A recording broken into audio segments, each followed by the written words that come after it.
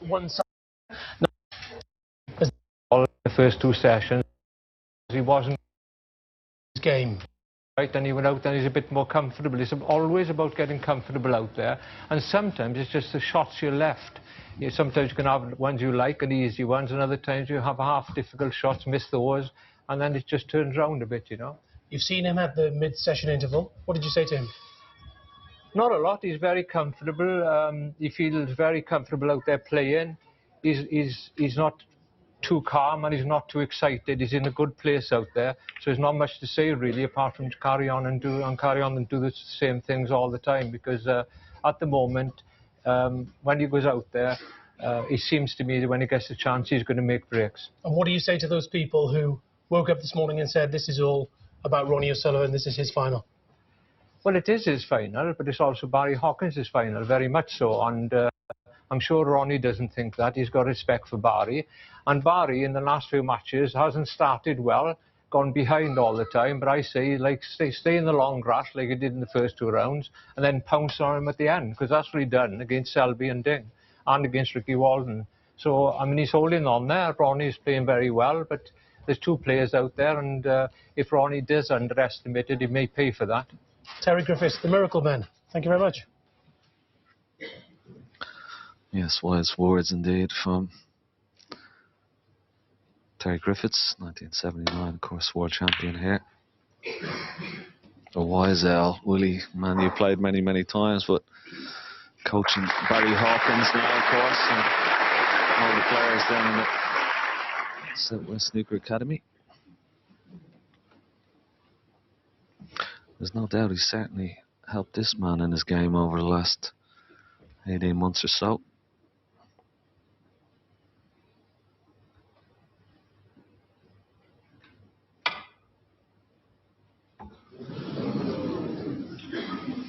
Try to get the outside edge of that red. No real danger, of course. So really just coming around to have a look. Is there a possible shot to nothing on? No, nothing on. So back to its original position.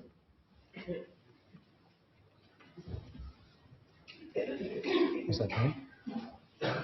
It's quite a tough shot, this, Willie, because he's got to, as we said, he's got to almost take the paint off this red here. I think so. Can you just put it up? Yes, he'll risk it once more, won't he? He'll risk the thin cut again, and then he'll be warned should he not hit it. So he'll have one more try at this, and then play an alternative. That's where it was. That's where it is now. Happy? Pretty good.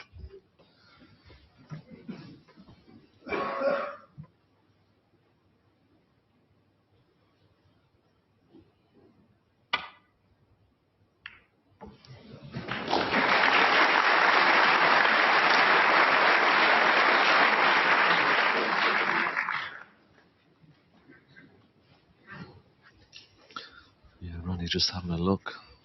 There's a couple of reds that could, one of them could go close to the pocket, so that's why he's taking an alternative safety shot here.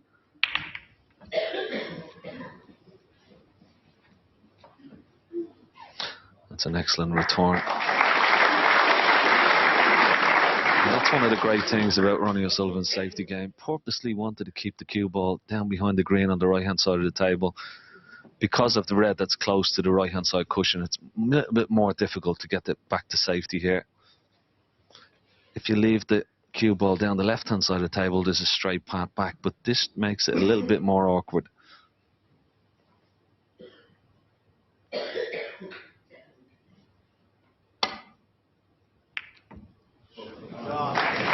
played it well.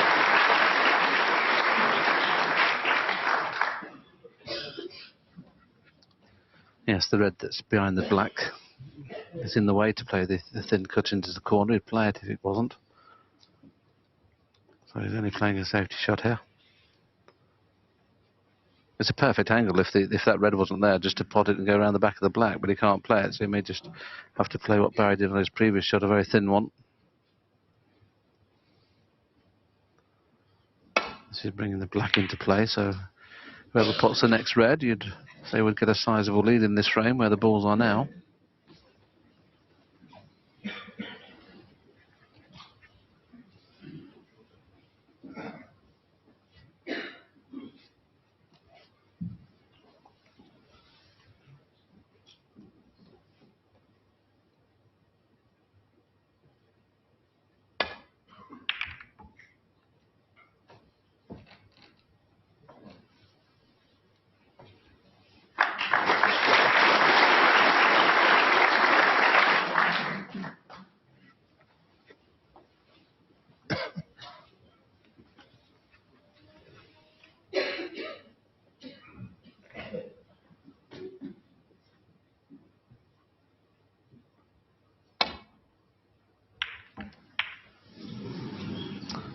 Barry's won that safety battle and won it well, because he put Ronnie in trouble on 3 occasions, and on the 3rd occasion he played a poor safety. Now pink and black in play. Barry would be disappointed if he doesn't get at least 40 from here.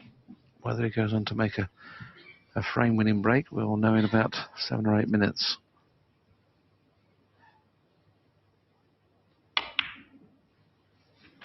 These couldn't be any better, Ken, could they? Yeah. Nicely placed, and doesn't have to worry about going into any reds for the foreseeable future. Wants to get this black open into both corner pockets. Putting this red now. We'll do that. 8.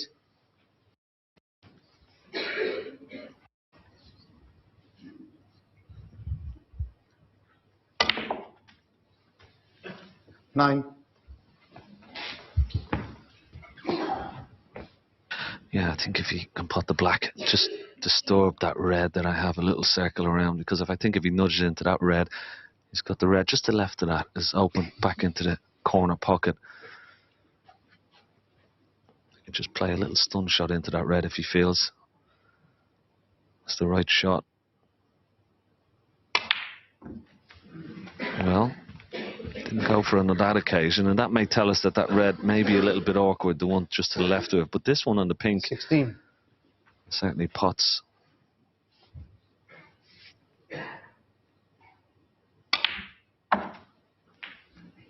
17. You couldn't believe this was the same player that was playing in the first 2 sessions of the semi-final. He looked almost frightened to play. Looked anxious when he got in the balls. He missed probably 30 or 40 balls that I'm sure all the snooker players in the audience would have thought, well, I could pot those, but he's 22. Certainly a different player now. Looks in total control of his emotions.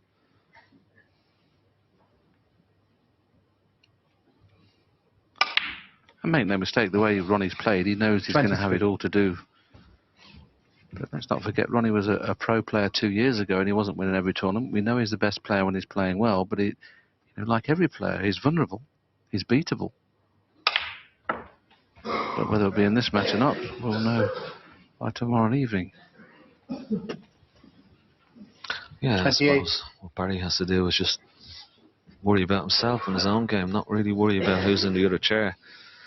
Because once you're sitting in that chair, there's nothing you can do when you're at the table. And that's the most important thing to understand. 29.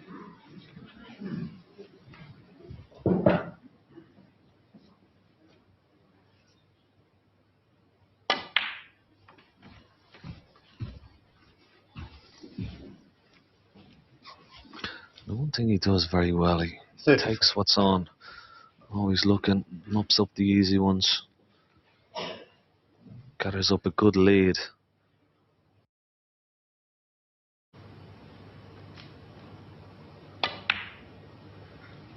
$35. He's running out of reds now, though, Ken, and I agree with you when you talked about that little stun on that red. If he'd have played ball, that's what he's playing.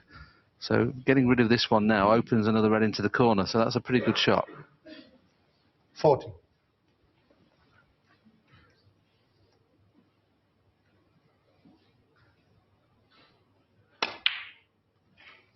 41.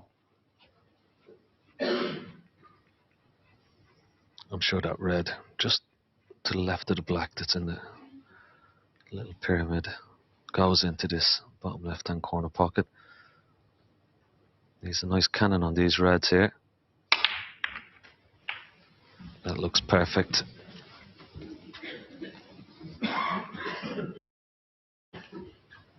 $48.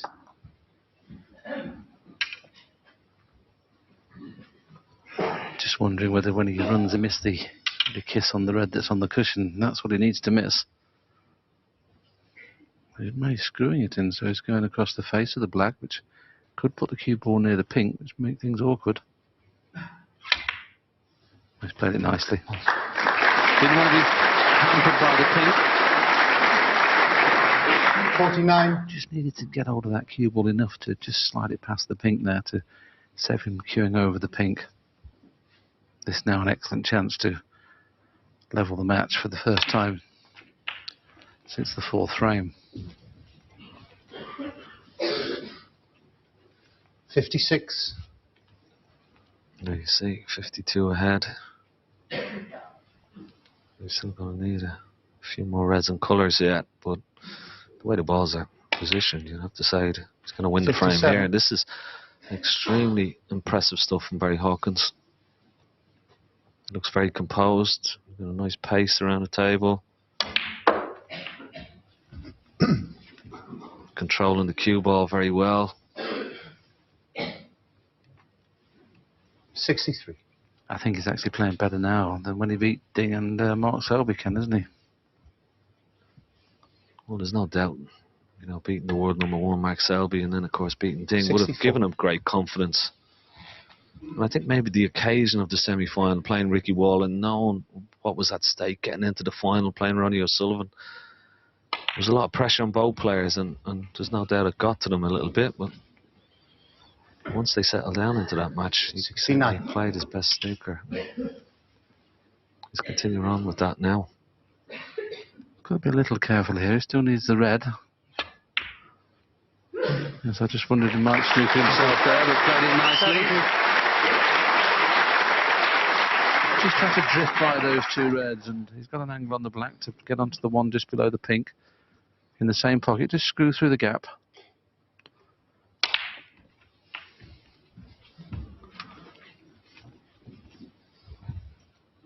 $77.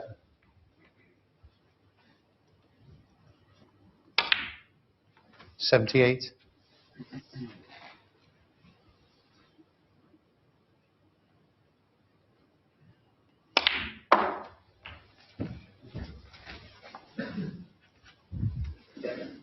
After the net. 84.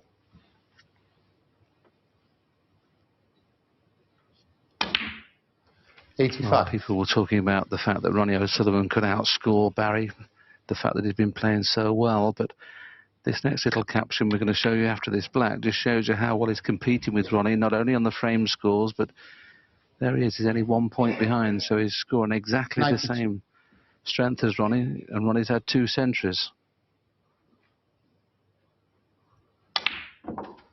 93. So the points now are identical, but the key thing is Barry Hawkins is levelling the match. And what an amazing stat that is as well. When this ball is potted, they've potted exactly the same amount of balls.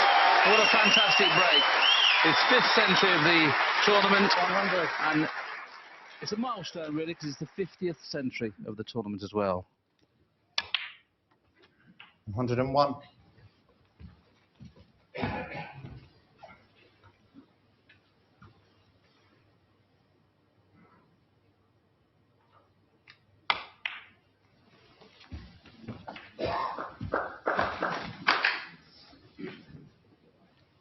106.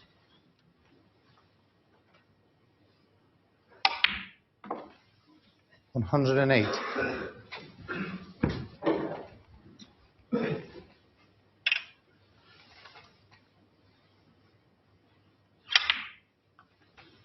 111.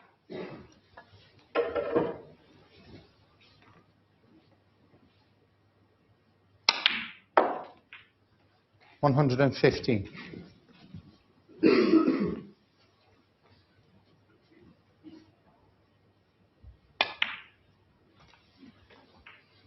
120.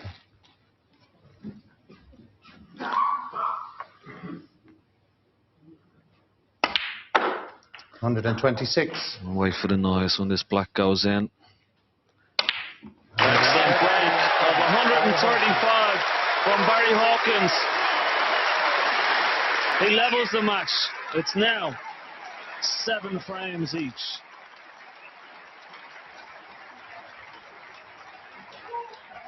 And not only is that the 50th century of this year's championship, it's Barry's highest